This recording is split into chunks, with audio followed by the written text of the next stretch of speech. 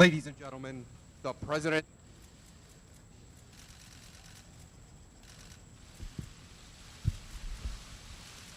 Ladies and gentlemen, the President of the United States and the President of the Government of Spain.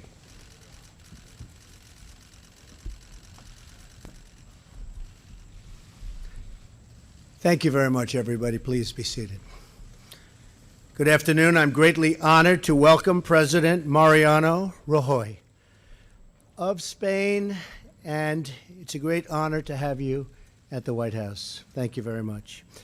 We've just concluded a very productive conversation on a crucial range of economic and security issues.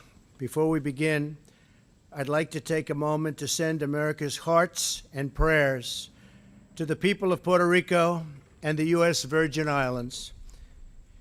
Both have been devastated, and I mean absolutely devastated, by Hurricane Maria, and we're doing everything in our power to help the hard-hit people of both places, Puerto Rico and the Virgin Islands. A massive effort is underway, and we have been really treated very, very nicely by the governor and by everybody else. They know how hard we're working and what a good job we're doing. As we speak, FEMA, our great first responders, and all available federal resources, including the military, are being marshaled to save lives, protect families, and begin a long and very, very difficult restoration process. I have directed all relevant departments and agencies to assist in the response and recovery effort.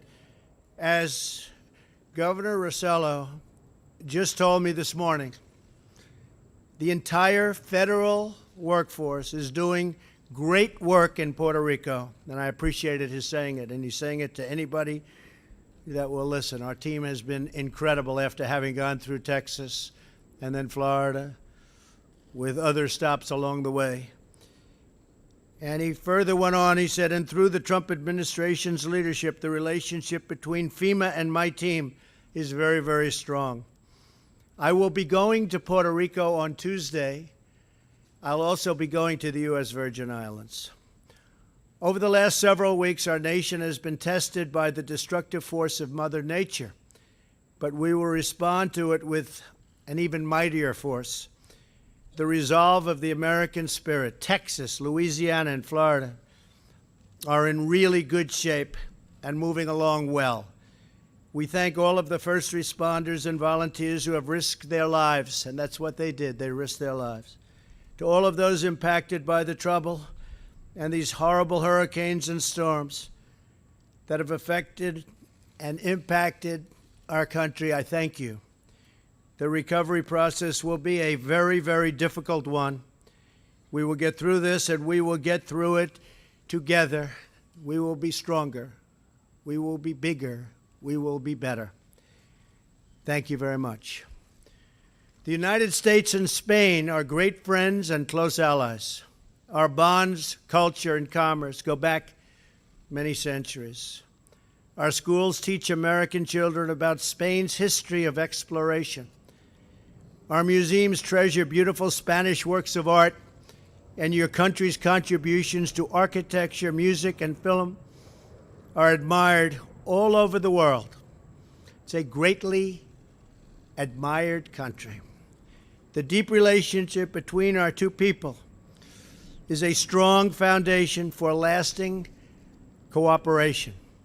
On behalf of the American people, I want to express our support and extend our prayers to all of those affected by the vile terror attack in Spain last month. I want to assure the people of Spain that America stands with you in confronting this evil that threatens all of humanity. We will continue to deny the terrorists their funding, their territory, and any form of support for their wicked ideology. In this common fight, America greatly appreciates Spain's contribution to the coalition to defeat ISIS. Spanish troops and police have trained more than 30,000 members of the Iraqi security forces. We also thank the Spanish people for being such gracious hosts to the American service members stationed at Spanish bases.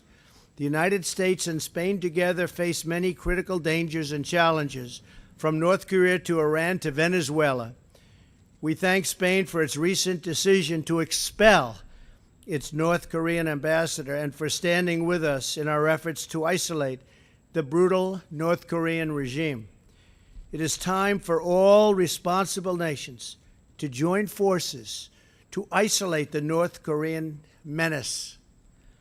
North Korean nuclear weapons and missile development threaten the entire world with unthinkable loss of life. All nations must act now to ensure the regime's complete denuclearization. I appreciate the United Nations Security Council voting twice, unanimously, 15-0, twice, to adopt hard-hitting resolutions against North Korea. I have recently issued tough new sanctions against those who do business with this outlaw regime, and I applaud China's latest action to restrict its trade with North Korea. And in particular, I applaud China for breaking off all banking relationships with North Korea, something that people would have thought unthinkable even 2 months ago. I want to thank President Xi. Here in the Western Hemisphere, we have seen the heartbreaking tragedy of Maduro's socialist rule in Venezuela. Spain has been especially helpful in promoting the interests and well-being of the Venezuelan people, and we thank you for your efforts. We hope our friends in the EU will soon follow the United States, Canada, and many Latin American nations in sanctioning the Maduro regime. We need everybody involved. The citizens of Venezuela have endured immense suffering, poverty, starvation, and dangerous political unrest under Maduro's oppressive socialist regime.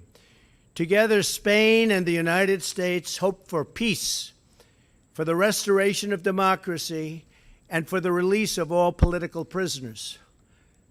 Wherever socialism spreads, misery follows. The people of Venezuela deserve a future of freedom. These are great people. In the economic arena, we support trade that benefits both Spain and the United States, which means it must be fair and it must be reciprocal. Such an important word. Hasn't been used very much in the United States. Reciprocal. Spain is the 10th largest investor in the United States, and I commend Spanish business leaders for their confidence in America and the American worker, and considering the fact that our stock market has just hit all-time highs. I think they probably like the United States very much right now. This is a time for both tremendous opportunity for our world, but also serious dangers. As I said at the United Nations, which future really is up to us. If we empower our citizens, serve their needs, and appeal to all that is best in the human spirit, then I have no doubt we will succeed like never, ever before. Mr. President, I look forward to working with you to build this future of prosperity and peace for both Spain and for the United States of America. Thank you very much. Thank you. Thank you, Mr.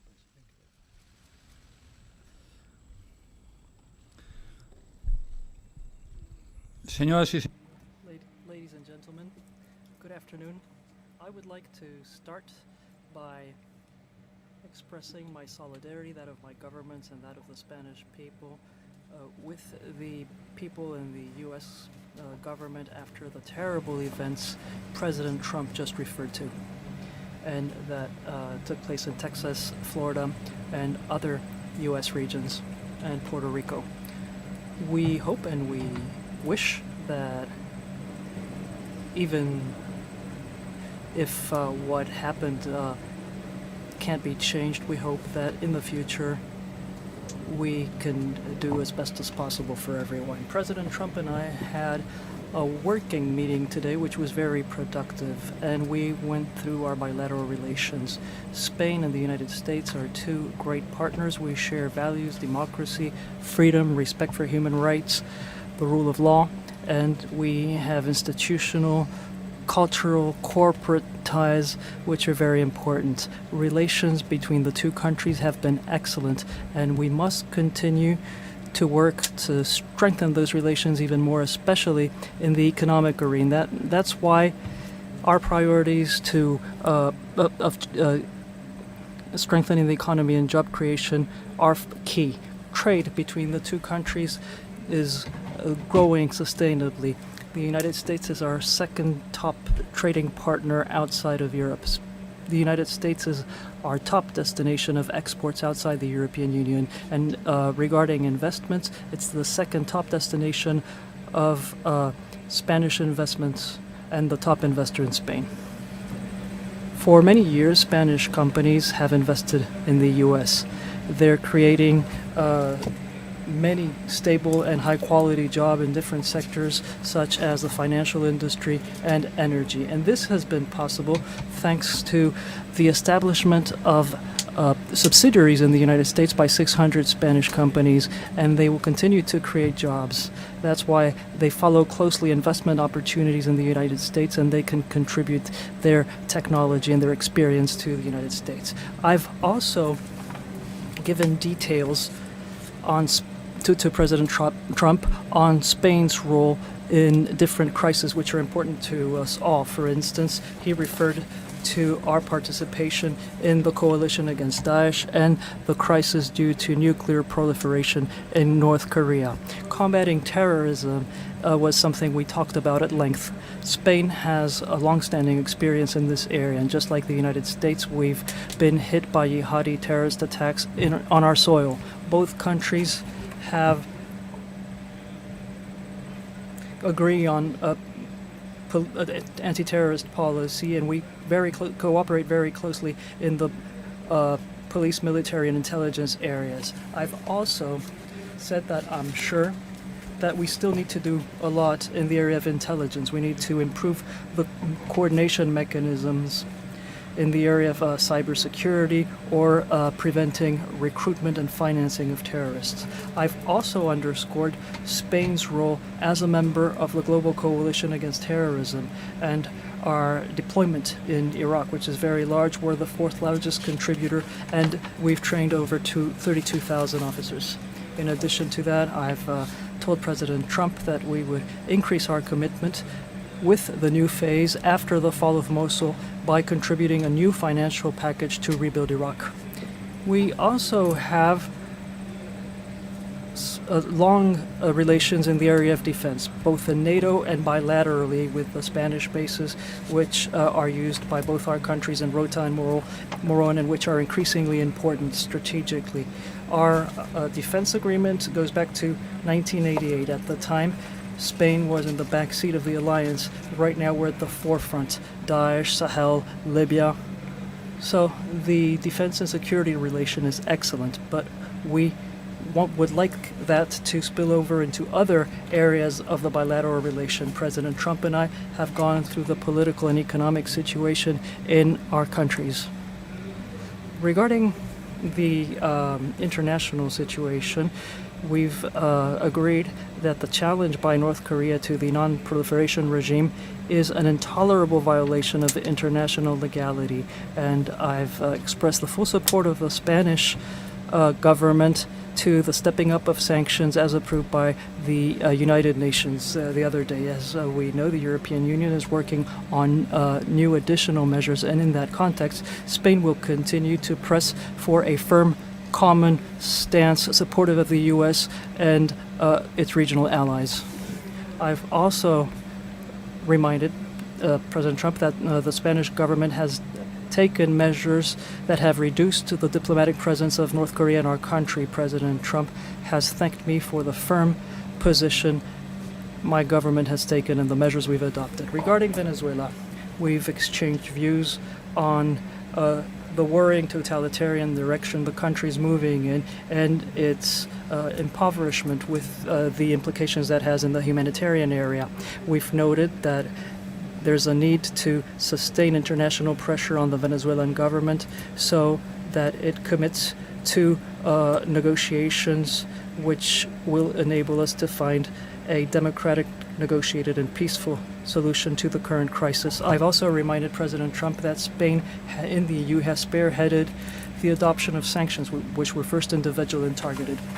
So we've gone through the political and economic situation of both our countries. Spain and the United States are two democracies, friends and allies with many common values and interests. And we've agreed to work together in the area of the defense of those values with a comprehensive and cooperative vision. I would like to thank the warm welcome that was extended to us by President Trump and his team at the White House.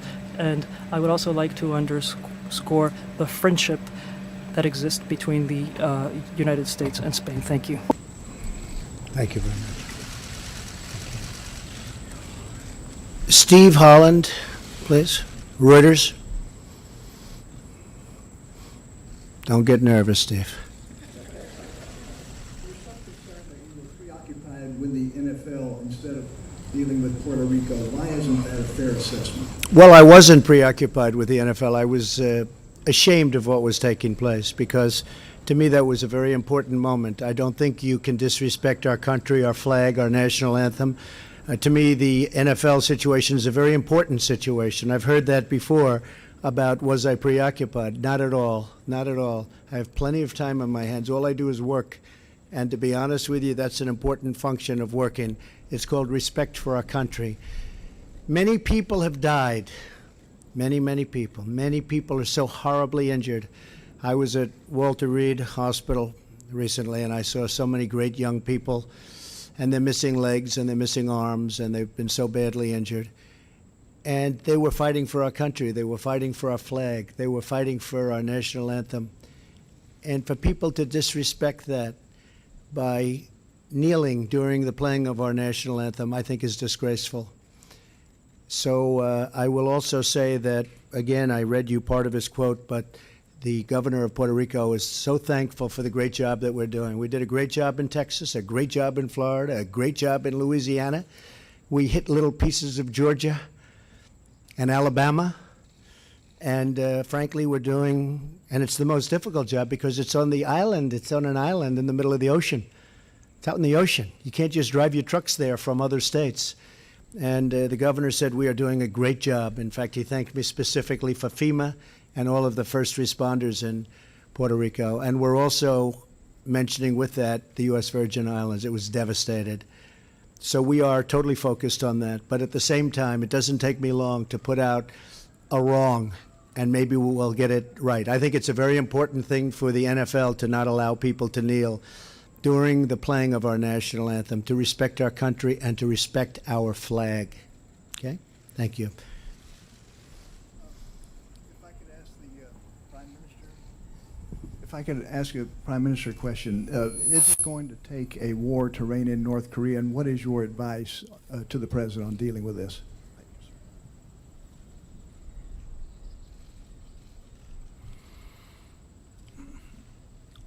Bien, ninguno tenemos. No one wishes for there to be a war anywhere in the world, but it's true that the recent events in North Korea, with implications in the neighboring countries, very important countries, and means that we all have to be forceful, and those of us who defend the values of democracy, freedom, and human rights have to let North Korea know that it isn't going anywhere in that direction. For the time being, sanctions have been adopted. Spain will support any political decision which will contribute to putting an end to this situation, which has nothing to do with the principles and values most of Western and global democracies defend. A ver, adelante. Sí, gracias. Buenas tardes, José. Thank you, Jose Miguel Blanco from FA. We don't know whether during your conversation you discussed the Catalan situation, and this is a question for President Trump. Do you support what the Spanish government is doing regarding Catalonia? And I'd like to ask the president of the Spanish government whether he fears there might be a unilateral declaration of independence in Catalonia, and what would the government do then? Well, I think that Spain is a great country and it should remain united. We're dealing with a great, great country and it should remain united. I've been watching that unfold, but it's actually been unfolding for centuries. And I think that nobody knows if they're going to have a vote. I think the president would say they're not going to have a vote, but I think that the people would be very much opposed to that. I can say, only speaking for myself, I would like to see Spain continue to be united. Bien, The decision to unilaterally declare independence is not something it's not a decision I would make. It's a decision which will have to be made or not by the Catalan government. I think it would be very wrong. And I think that right now, when everyone knows that the referendum can't take place because there isn't an electoral committee, there isn't a team at the Catalan government organizing the referendum, there aren't ballots, there aren't people at the voting station. So it's just crazy. All this will lead to is noise, but certainly there can't be a valid democratic referendum with guarantees, with minimum guarantees. I think that what would make sense in a situation such as this is to go back to common sense and put an end to this whole story. The only thing it's doing is generating division, tensions, and it's not contributing in any way to the citizen situation. So I want this to be resolved as soon as possible. And I want us to go into a new stage where the rule of law, dialogue, and common sense will prevail. Thank you. Thank you. Major Garrett, yes, CBS. Good afternoon. Yes, hi. Day began in Puerto Rico with government officials saying mayday and talking about the threat of death mere hours away. Are you truly satisfied with what the government has done so far in Puerto Rico? And can you tell the people there things are actually going great when government officials there are warning of imminent death for many people there? And you have a special meeting. Are you contemplating the deployment of special naval assets or air assets to Puerto Rico to redress problems there? And on North Korea, very quickly, the foreign minister said you have declared effectively war on North Korea, and the North Korean government has threatened to shoot down or aim at American planes flying in international airspace. I'd like your reaction. Okay, well, I'll to both answer of the those. second one first. We are totally prepared for the second option, not a preferred option, but if we take that option, it will be devastating, I can tell you that, devastating for North Korea. That's called the military option. If we have to take it, we will. He's acting very badly. He's saying things that should never, ever be said. And we're replying to those things, but it's a reply. It's not an original statement, it's a reply. But the things that he said over the last year, and if you look back, the things that he said to past administrations, North Korea is a situation that should have been handled 25 years ago, 20 years ago, 15 years ago, 10 years ago, and 5 years ago, and it could have been handled much more easily. You had various administrations, many administrations, which left me a mess, but I'll fix the mess. So we'll see what happens with North Korea. As far as Puerto Rico is concerned, I think just the opposite. We have had tremendous reviews from government officials, as we have in Texas and Louisiana, and as we have in Florida, as you know, from Governor Scott and Greg Abbott, great governors. And this morning, the governor made incredible statements about how well we're doing. We understand it's a disaster. It's a disaster that just happened. The grid was in bad shape before the storm. And Puerto Rico didn't get hit by one hurricane, got hit by 2 hurricanes. And they were among the biggest we've ever seen, with the second one being even worse. I mean, the second one hit Puerto Rico as a Category 5. I don't believe anybody's ever seen that happen before. Hit land with that kind of velocity. The governor has been extremely generous, and I appreciated it. We right now have our top people from FEMA, and they have been there. We are unloading on an hourly basis massive loads of water and food and supplies for Puerto Rico. And this isn't like Florida where we can go right up the spine, or like Texas where we go right down the middle and we distribute. This is, a thing called the Atlantic Ocean. This is tough stuff. The governor has been so incredible in his statements about the job we're doing. We're doing a great job. Don't forget, their police force has been decimated because many of the police in Puerto Rico have lost their homes. So, sure, they want to be police, but they also want to be able to watch their families and find their families, and they have to live. So we're also very much involved in security in Puerto Rico. So everybody has said it's amazing the job that we've done in Puerto Rico. We're very proud of it. And I'm going there on Tuesday. Now, with all of that being said, record, if you look at the amount of water dropped on that island between the two hurricanes, and the first they just barely got by with, but they were devastated. And the second was a complete wipeout. I mean, this was a place that was destroyed. So I think we've done a really good job. We're continuing to. We are literally unloading on an hourly basis water, food, supplies. We have our top people from FEMA and our first responders and everybody else. We're going to be deploying Navy ships. They've already been deployed. And we are going to do far more than anybody else would ever be able to do. And it's being recognized as such. But it is a tough situation. Would you have a question for the president? Mr. Prime Minister, if I may, sir, do you share President Trump's hostility toward the Venezuelan regime? And what is your opinion generally of his, that is to say, President Trump's suggestion that U.S. military intervention might be required if the Venezuelan government doesn't change course? Do you support that? And would you be an advocate within the EU for tougher sanctions against the Venezuelan government? Miren, nosotros estamos... Well, we're spearheading in the European Union a proposal to impose sanctions on Venezuela. What is happening in Venezuela is unacceptable. Venezuela traditionally was a democratic country, and at this time it's no longer a democratic country. There are political prisoners in Venezuela. There are people who are in jail only because they think differently than Mr. Maduro. And I was the first prime minister to receive Lilian Tintori, who's the wife of Leopoldo Lopez, who was jailed because Mr. Maduro didn't like him. But there were many others who were sent to jail. In Venezuela, there was a parliament, and the government has made up this other parliament, which has its meeting next to the other parliament, and it enacts legislation. They've created a commission for the truth, which is an anti-democratic tool, which only serves to judge people without respecting minimum human rights standards. Venezuela is on the road to dictatorship, unless that can be stopped. So all of those who shared values such as democracy, freedom, and human rights have to do something.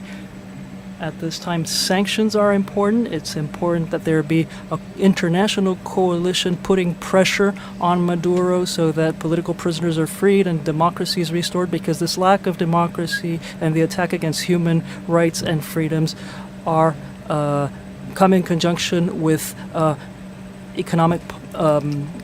terrible economic situation with a 300% inflation rate, with problems supplying foods and medicines to people. So it's a really tragic situation, and I think that we in the United States and Spain have a responsibility towards Venezuela. There are a lot of Spaniards living in Venezuela, and I'm worried about them and the rest, but they certainly worry me. So I think that the international community should be forceful with regards to Venezuela.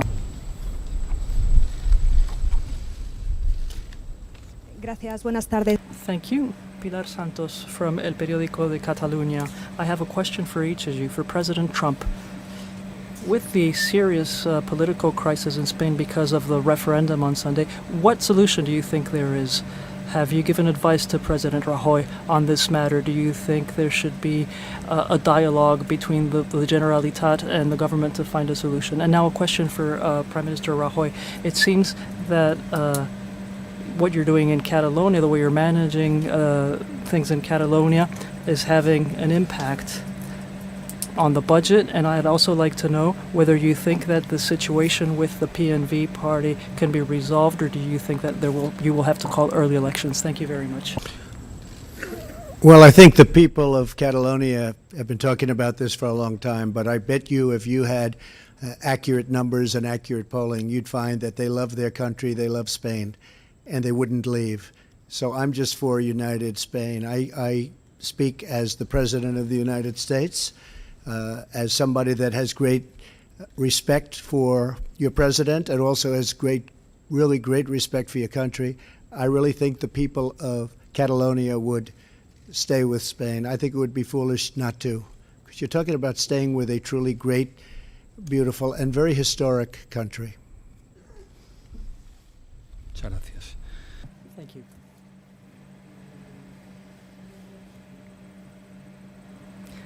We will be delaying the budget in Parliament because we think that when we submit the budgets, we will need the needed support to approve them. We're talking with different political parties, as you know, and I don't think we'll have any problems if we continue to work down this line. I don't think we'll have any problems in approving them within a reasonable time frame, but we are looking for a majority, just like we did last time around when we voted the budget. At any rate, I'm not thinking at all about calling early elections as a result of what we were saying. Muchas gracias. Mr. President, thank you very much. Thank you.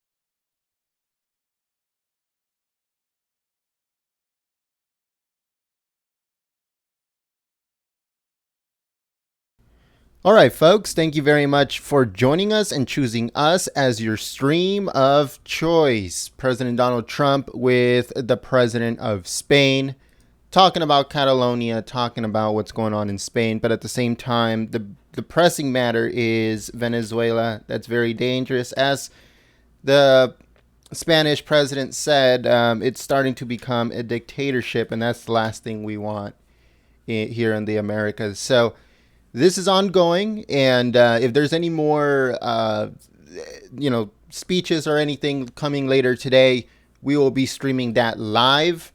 Also, we'll be doing coverage of the Alabama runoff, so if you guys want to stay tuned for that later on today. Thank you very much. My name is Jen. I'm from Golden State Times. If you guys are new to the community, subscribe to the channel, click the notification bell, and also stay tuned. We're going to be doing giving updates on everything that's going on in Alabama today on our website, also at goldenstatetimes.com/news. Again, that's goldenstatetimes.com/news. So stay tuned on there too for all up to date on everything that's going on in Alabama for the runoff election. So again, thank you very much. If you're new, subscribe to the channel. Don't forget to give this live stream a thumbs up on your way out. And thank you very much for joining us. Thank you very much for sharing the stream. And thank you to all of the moderators that came out and tried to keep the chat enjoyable and clean for everyone. So that way everybody can have their free speech and able to say whatever they want, but in a civil manner. So thank you very much. Peace.